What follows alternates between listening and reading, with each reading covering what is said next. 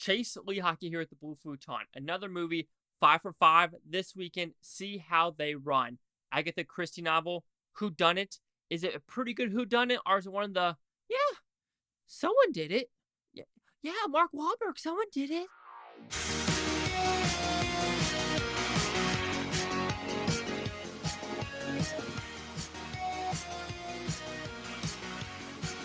See how they run. What's about? It's a very simple premise.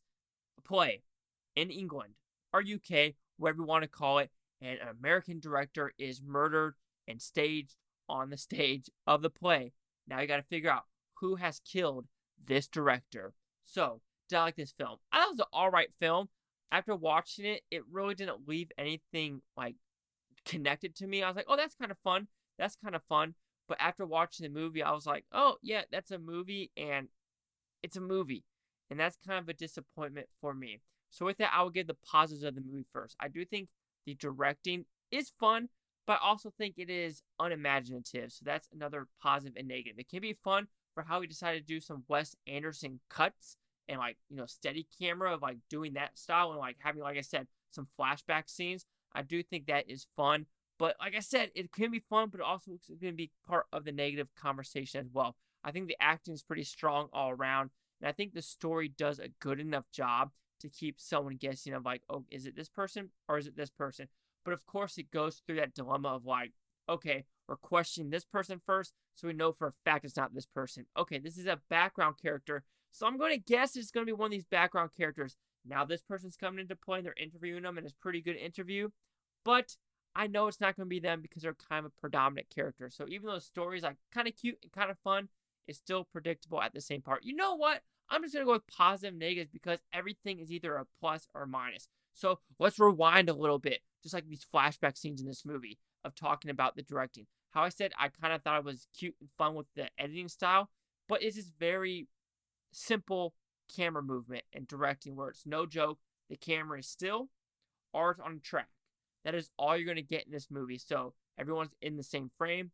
Not a lot of following people around or anything like that. So if you just want something simple with the camera and directing, this is the movie for you. But if you want something a little bit more fun and something a little bit more complex with that technical aspects, it is not in this film. You talk about the score. I really didn't notice any music in this movie. So score is whatever. Like I said, the story can be fun, but it's also very formulaic of it could be one of these characters and it is not going to be some of these characters. The acting's fine in this movie. Sam Rockwell does a fine enough job. Even though it felt like he didn't give his best performance, it kind of felt, I'm not going to say he cashed the performance in, but it's something which I've seen him do a lot better in a lot of other movies, even with smaller roles, kind of like with the movie Vice. So Sam Rockwell does a fine job. Saoirse Ronan, she does a good job, but her character kind of can get a little bit annoying. And that's the other thing. A lot of these characters can get a little bit annoying overall. So just thinking about the whole movie as a whole, Whodunit, sure, it's a fun little movie. Is it on the level of Clue? Absolutely not. Is it like Knives Out? I'm one of those people that think Knives Out's a fine movie. It's not oh my god, everyone's saying it's Oscar-worthy script, and they actually won it. So, for me, in my opinion. But kind of like with Knives Out in this one, I know on the realm of who the character was. Except Knives Out, I knew who the bad person was in the first 20 minutes of the movie. It was pretty simple in that one. But with this one, it wasn't as simple. You're just okay, it's one of these side characters. So there is that. But overall, if you like whodunit movies, I think it's a fine one to do. But this is very much a cotton candy one, where once it's done, you're okay, the movie's done. Next. So, See How They Run will receive a 3 out of 5 with Futon, which equals at 60%. So see the critics' news scores gave this one.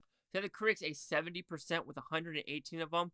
Audience score 66% with over 100. Here's critic consensus. See How They Run may not do itself many favors by asking for Christie comparisons, but this is still one fun whodunit.